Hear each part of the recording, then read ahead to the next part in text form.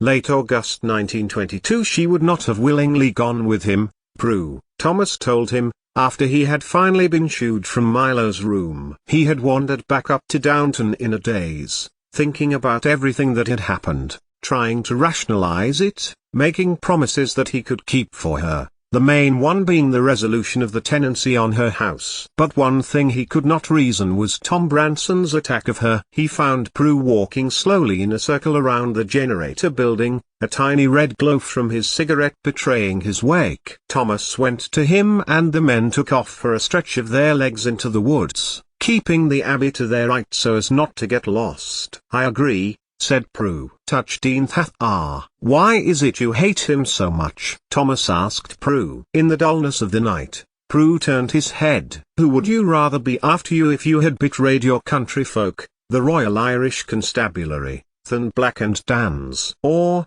on the other hand, the IRA?" "Why?" Prue hesitated. But not for long. He liked the man and they had the love of Lucina Ashby in common, her health, her well-being. He liked that kind of loyalty. "If I tell you, you will be in receipt of knowledge that is not that healthy to know," Jack Prue told Thomas Barrow. "If I tell you that since I was 9 years old, I have been attracted to boys, and to men, in the same way most men are attracted to women, and that I have, when the opportunity has arisen, acted on my attraction. That is also, or so I have found, something not that healthy to know, either." "You have a fair point there, so, Mr. Barrow," Prue conceded. "And you have chosen to trust me with that, I grant you. Now, let us walk to the lake and I will tell you." And in surreptitious bursts of information, Jack Prue told Thomas Barrow that the leaders of 16, whose relay baton of the cause was passed on to so many when they were martyred,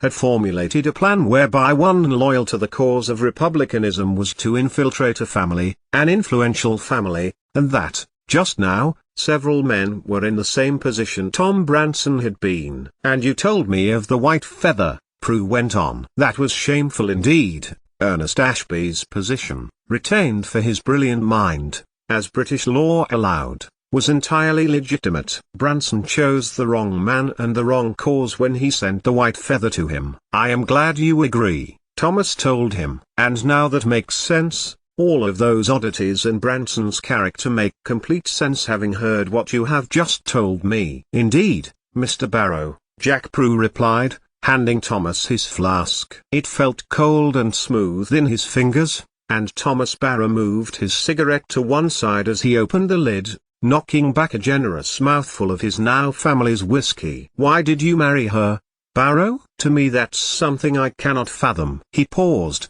waiting for the question to settle. "Money, status?" "Yes," Thomas admitted. "The money is not an inconsequential thing. But it is tied up in the house, and you should know that I drew up a legal document to return it all to her when she is 21. He paused, returning the pause. "To be frank, Mr. Prue, I like the person I am when I am WTH her. I feel it is impossible to go astray. She brings the light side of me to the front." Prue smiled in the darkness. "St. Milo," Jack Prue mused. "There is a certain ring to it." But Thomas's mind drifted to Tom Branson, and began to run through every devious thought he had ever had and adapt one or two to the man.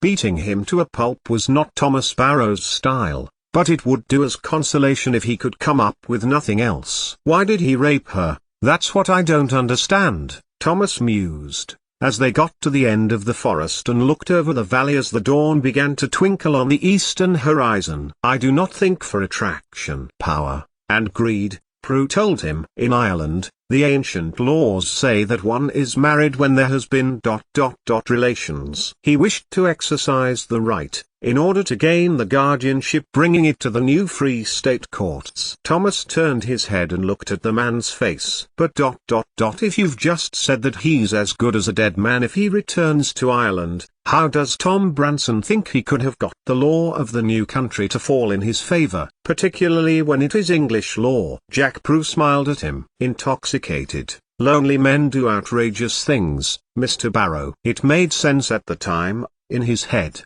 His father was hanged in 16. His other 2 brothers are in prison, one in a Rick prison, one somewhere else, with the partisans. His brother Aaron, who came here, is passing on messages, false messages, ones played by the Republican Army to test his loyalty, and he has failed. Jack Prue inhaled, his cigarette nearly spent. A waft of morning air took away the smoke into the morning sky. He is stuck here, and has to accept he can only be here in a place which his family, his mother, has trained him as the land of the devils, trained him to hate the English. And now he has to be English for the remainder of his days. Prue held hand out to Thomas Barrow, allowing him first along the narrow part of the path, the spruce and alder trees sighing their last breaths of summer before autumn changed them.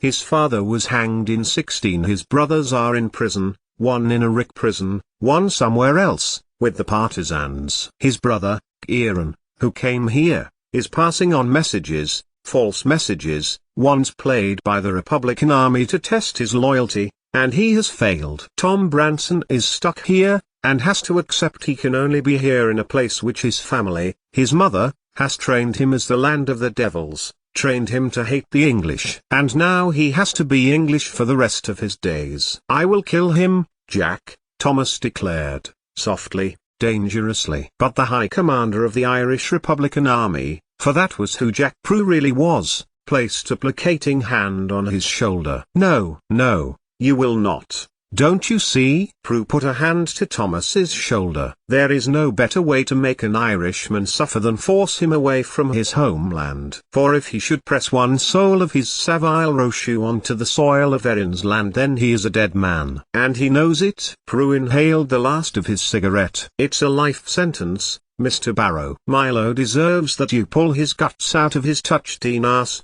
I know, but believe me, living his worst nightmare daily, for the rest of his life, is much more of a punishment. And the spire of the church in Downton village hoved into view, and Thomas knew where he was going next. Thank God you taught her to read Irish, Thomas told her. The road rose up to meet her, truly, when Ernest met Prue replied. But Thomas had turned, Downton was now on his left, and he was striding back down the woodland path. Prue followed him, hand on the letter in his pocket. I thought I had made her safe in Cambridge, Thomas went on, anger in his voice, anger at himself. You did. Look what happened when they missed her, Jack Prue reassured him. A Lord Professor no less, came immediately from his work when he heard me Lucina had been injured. She has made a good name for herself, and circumstances have meant that life has been very cruel to her. I have been very cruel to her, Thomas Barrow told him. He stopped walking, then bent his head,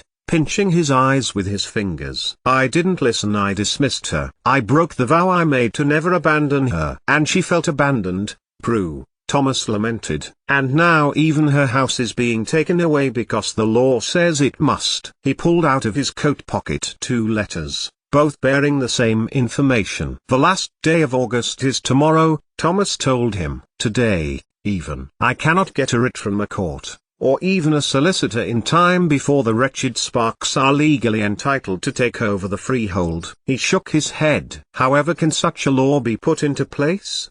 By the privileged, no doubt, for the ends of the privileged. And from his own pocket, Jack drew a letter of his own. In the morning sunlight, Thomas could see that it had the letterhead for solicitors handling the effects of Matthew Crawley. It was, in fact, our letter of eviction, upholding the common and moral law of the lease, as detailed by Mr. Crawley, of said date, acknowledging the signatures on the document as legal. How did you, Thomas began, but Jack Prue shook his head and he fell silent. Not all of my life has been a model of sainthood, the Irish Republican told him. So before I sent Milo a copy, I took the liberty of sending the solicitors for Hewitt and Britton the original, for they were most perturbed by the situation. He clapped his hand on Thomas's shoulder. Which means that the house is secure, and it is hers. The Sparks have to leave, today, for if they claim to stay, this means they admit they signed the lease. And because you acted in time,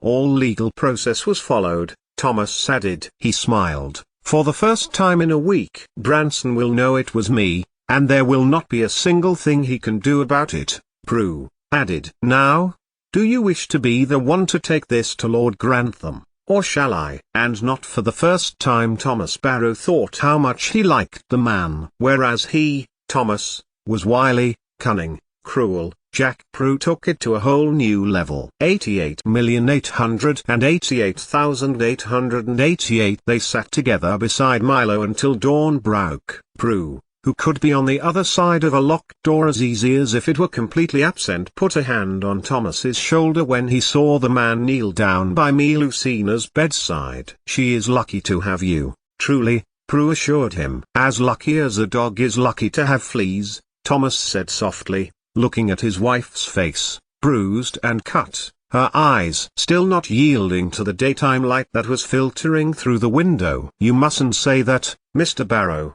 said Prue. "I mean it. You care for her. That much was obvious when she was missing." He clapped his hand on Thomas's shoulder. "We are grateful, all of us, so we are. You are in better position for me, Lucina, than the mistress, and the girls. They are close to destitution. The business is gone, the money is gone. Things went too far and I couldn't let them perish in Ireland when the Marconi scandal had done more damage than ever could the independence movement. Though I am sorry for you." "Me? Why?" Prue hesitated. "That's for another day, Mr. Barrow." Thomas rose slowly, and turned to look at Jack Prue. The man had a slow, lazy smile on his features. "So who are you, Jack? On which side are you really on?" "On the side of those who wants the whiskey." 88,888,888. "She can stay as long as she needs to," Mrs. Crawley told Thomas, once she had got over her surprise at the man being on the landing of her house in the early hours of the morning. Neither Thomas told her, nor Isabel Crawley asked how he had gained entry,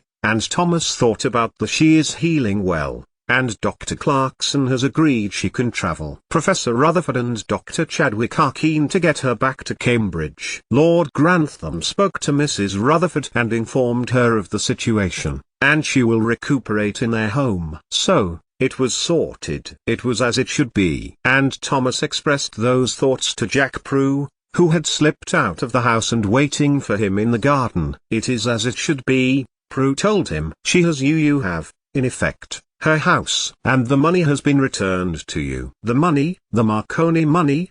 Didn't you know?" Thomas hadn't known. He might have been a lot more enthusiastic about it if he weren't so tired. It was early in the morning on the last day of the year. At least he had got Milo's house for her. And then a panic overcame him, and he tapped the outside of his pockets. Jack Prue smiled his weak smile again and held up the eviction notice. "You dropped it," he told Thomas. "And there was me thinking that Mrs. Jameson was getting a level-headed grandson-in-law." Somehow, that thought, of being a member of a different family, made Thomas feel very happy. He took the eviction notice and smiled at it. Then, he felt a choke in his throat, and he was crying, his emotions too much over what had happened to Milo. There, Mr. Barrow," soothed Jack Prue, a comforting hand on his shoulder, as they walked in the gardens of Crawley House. "No need to get on so." But it was barely 5 in the morning and his happiness had been dashed on a rock like a drowning man by a Cornish wrecker. "He raped her," Thomas declared, low in voice, angry, shaking his head as the spectre of a dream invaded his mind. "Many men make worse mistakes," Prue advised. "I will kill him," Thomas told him. "I know what you say, but to do that to her—" "No, no." Now, Jack Prue told him, as they walked out of the garden and into the back lane that led back to Downton village. "If you do that you're letting him off easy." "Easy?" Thomas questioned, his eyes salty. "He swans around here all day and night, and it's killing him inside," Prue told him. "He deserted the cause when it suited him, because he still feels inside he is a good man, slighted, but good. But we know, Mr. Barrow, that it is not as simple as that. Tom Branson was given the White Lily last night." "The White Lily?" "It symbolizes what we spoke of. He is a marked man, a wanted man, if you like." Pacifists accused men using the white feather. Warmongers such as ourselves, Mr. Barrow, chose the symbol of the 16 rising. Prue shook his head. "Mr. Branson will have his attack of our dear girl on his conscience for the rest of his life. When he goes to bed at night it will be the last thing he remembers, and the first thing when he wakes up. He cannot outrun it nor can he change it. His soul will torment him until the day he dies, Mr. Barrow, and you should not underestimate the guilt one Catholic soul can feel. But Thomas looked bewildered at Prue, who went to his inside pocket for his flask, and he unscrewed the top, passing it to him. Now, get this down here," said Jack Prue, smiling as Thomas took it. "The trouble with the English is that you never remember anything," he added. "And the trouble with the Irish," Thomas Barrow replied, "is that you never forget." "Let us go and get drunk," Prue declared. But Thomas had a better idea. "Agreed," he told Jack Prue, holding up the eviction notice. "But first, how do you feel like evicting English tenants?" Prue shot a look at Thomas. "Oh, I would just love that," said Jack Prue. "Indeed I would." 88,888,888. Predictably, the Sparks argued about the lease, but in the end, even Mr. Sparks could see that it was futile. He could also see that the man was not about to give up easily. "Regrettably, I must inform you that I will see you in court," Thomas told the man, and he saw Mr. Sparks crumple as his wife gripped his forearm. "It's over, Jonathan," she told her husband, giving Thomas Barrow a narrow-eyed stare, which was all she had. Thomas reasoned. She began to load their possessions onto a cart, which they had hired, with the Downton's pub dray horse. "It is," Thomas told them. "It is coming to, is it 8 yet, Mr. Prue?" Jack Prue, who had been leaning nonchalantly against the wall of Milo's house, dragged deeply on a cigarette, making sure his jacket swung open wide enough for Mr. Sparks to see he had a revolver tucked away inside. "And you will get back all of my wife's belongings, or I will call the police and explain to them you have been handling stolen goods." Mr. Sparks agreed, nodding furiously as his wife stood, hands on hips, glaring at him. "What will you do with the house now?" asked Jack Prue, as the couple frantically packed their things. "I don't know. Not rent it out again, that's for sure. Milo is attached to it. Perhaps let her decide. If it stays empty, that is no bad thing." "I completely agree with you, Mr. Barrow," said Jack Prue, as the horse stamped its foot once in a while as the cart was ever loaded higher and higher. It took some time for the Sparks to leave, and both men had the pleasure of watching the overloaded cart come to a sudden stop when the Shire horse pulled up sharply at a ford, which was running higher because of the recent storm. At this, the boxes, inexpertly tethered together, despite the Sparks' efforts, toppled over, scattering leather goods all over the road. Out of one of the boxes tumbled a handsome bedstead and cutlery, which Thomas knew belonged to the house and, therefore, to Milo. He ambled over, having asked Prue to bring one of the coal boxes from the shed. "That's mine," Mrs. Sparks protested,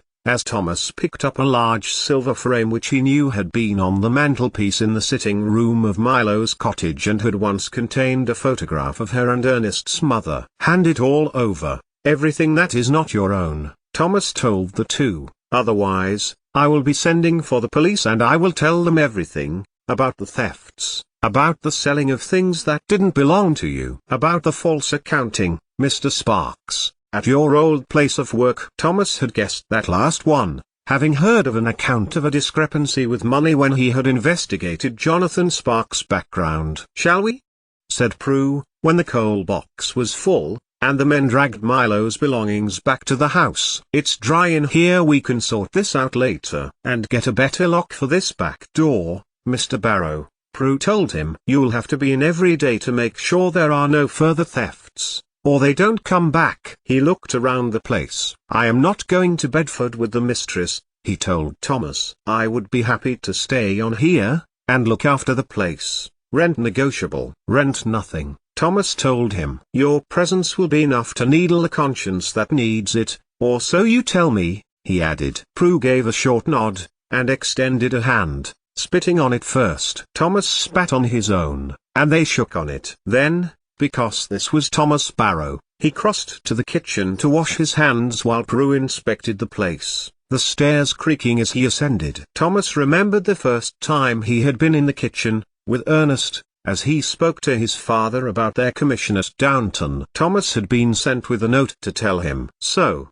came Prue's voice, I have had a look around. I don't believe these tenants looked after the place very well." He nodded to a damp patch on the ceiling in the hallway. Thomas nodded. "I agree. So, with your permission, I will use the money I would otherwise have used for rent on making it good." "And the shop, are you going to use that as your source of income?" Thomas led. Jack Prue smiled. "Yes," he told him. "And I am thinking Yorkshire whiskey. Just a small enterprise at first. I have the know-how, and I can source the equipment." "What do you think?" Thomas smiled. "I think you can make anything happen that you want to, Mr. Prue," he told him, and this time Jack Prue rewarded Thomas Barrow with a hearty grin. "So, lock the door," he prompted. "What's the idea?" Thomas asked, but he sensed the answer, and was rewarded with the knowledge of being right. Jack Prue took out a bottle of Jameson's, which he passed to Thomas. "What will we drink to?" "Ernest,"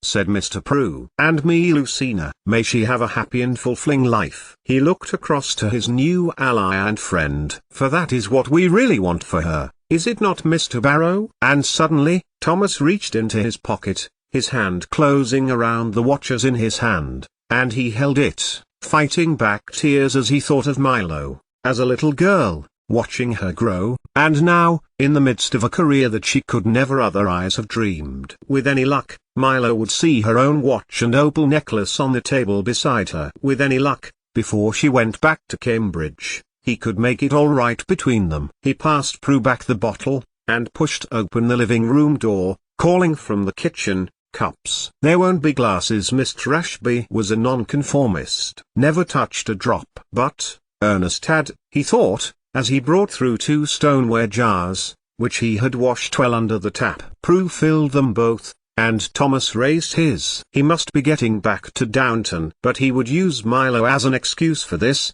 "Of course." "To me Lucina." "Me Lucina," Jack Prue replied. "Slaintymouth." He pushed his flask towards Thomas again, and poured out another generous helping, before throwing himself onto one of the settees in the sitting room. Rather more neatly, Thomas Barrow sat beside him. "Now, let's get drunk." 88,888,888. "Who is that man?" asked Sprat of Mr. Carson. "A tenant Dharma perhaps?" "Should I show him the way out, do you think?" Carson looked to where Sprat was nodding. But it was his mistress, Violet Crawley, overhearing her butler, who answered. "Farmer nothing." The Dowager Countess told him, severely. "That is Sir Ernest Rutherford, who has done something very clever with atoms, whatever they are." He was talking to Lord Grantham, and the little supper had developed into a minor event with even the Haxbys dropping by. Chadwick, who was beside Rutherford, smiled inwardly as he overheard the butler's assumption. He hadn't been the first. Only the other week he had been mistaken for a groundsman at the university. In Rutherford's inimitable style, he laughed it off, though he had told them that the grounds did need work and should he be required, he could offer assistance. "And it is Barrow here, who managed to assist in securing Miss Ashby's home," Lord Grantham continued, smiling to Thomas, who was serving the entree. "Hurrah for Mr. Barrow." "What? Hurrah indeed," James Chadwick echoed, smiling genuinely to the man, despite his infuriation at Thomas Barrow's stubbornness. "It will be a pity that she has to leave Cambridge, now she has her home back," Lord Grantham continued. "What?" exclaimed Professor Rutherford. "Leave? Whatever gave you that idea?" "I cannot do this without you, Ashby," he told Robert Crawley. "None of us can, not Professor Thomson, or Cockcroft or even Walton. Chadwick, back me up here, will you, my good fellow, while I speak to Mr. Barrow." He stepped from Lord Grantham, and put a hand to Thomas Barrow's shoulder, drawing him towards the window. "I am pleased that Milo is going back with you, sir," Thomas told him, "and that she will continue to be an asset to your work." "Will I see her at your home, sir, or is she granted accommodation within the university?" "Perhaps, due to her age." But Rutherford raised a hand. "What you did for that child was a good, Christian thing to do. We can take it from here. Rest assured, she will have boundaries, and I will continue to care for her as if she were my own daughter." Thomas's shock was palpable. He took a step away from Rutherford and stared at the man. "Never see her?" "Oh no," Rutherford rebutted. "Not never, by all means. I am pleased you are overseeing her affairs. Ashby had a real chance of a career in mathematics, physics, engineering, whatever she chooses to do. And of course you must visit, my good fellow, for I am sure there will be another as well as Ashby who would like to see you, Blackett," he added. Thomas said nothing, just inclined his head a touch. "Of course they can stay," Lord Grantham exclaimed, to Mary's original question, which intended, by her tone, to imply the opposite. "We have plenty of room." He smiled broadly to Rutherford, who smiled back. "Thou most generous, Lord Grantham. Under the circumstances, I feel we must decline." "At least stay till the morning," Cora Crawley encouraged. "Then you will be able to take Milo with you, subject to Dr. Clarkson's approval." The professor turned to the Countess. "That is very gracious of you. We will." 88,888,888 A man, with a van, made his way up the drive of Downton, a trailer at the rear containing a vast quantity of metal items, equipment, things wrapped in cloths, some in bags. He was urgently seeking a Miss Ashby. "He seems quite anxious to see her," Mr. Molesley told Mrs. Hughes. "I told her to wait in the yard." "I'll go to speak to him, tell him that he has come to the wrong place," Carson told them, irritably. He returned a few minutes later, an irascible expression on his face. "Not the wrong place, so I've told him to unload everything into the generator room. It's perfectly dry in there. Miss Ashby needs to decide what to do with them. They are her things, after all." He bent his head towards Mrs. Hughes. He was most apologetic and keen to return them, apparently.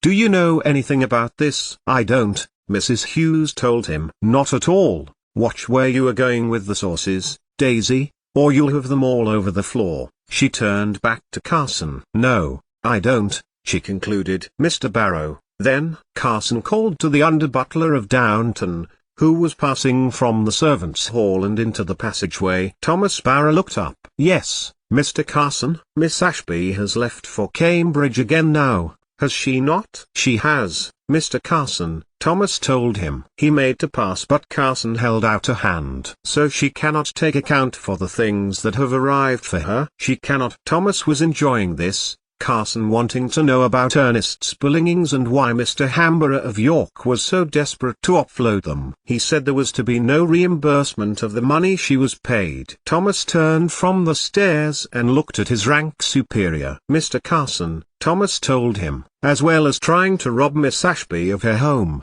Mr. and Mrs. Sparks took it upon themselves to sell the items once belonging to her brother that were kept at her house, pocketing the money along the way." He glanced in satisfaction to Mrs. Hughes, where discomfort sat on her features. When the Sparks were evicted, a message was sent by the late Mr. Crawley's solicitors to Mr. Hamborough that the items were to be returned, and if they were no longer in his possession, he must take reasonable steps in order to recover them. "Now," he concluded, "as I understand they are safely locked away in the generator room, I am sure you will have no objection to me letting Lord Grantham know where they are now," for he was most grieved at yet another slight against Miss Ashby in lieu of her young years and the advantageous nature of the tenants that Mr. Crawley saw fit to recommend to her. Thomas's voice, snippy and matter-of-fact, was getting the point across to the officious Carson. "So, if there is nothing else, I will go up." And then, "His lordship says, I have permission to go back to Crawley House and be with Milo for as long as she needs me." Carson scowled at him. "Do so, Mr. Barrow," Carson told him, gruffly. "Do both of those things." And then the butler of Downton Abbey made his way back to his pantry to audit the silverware.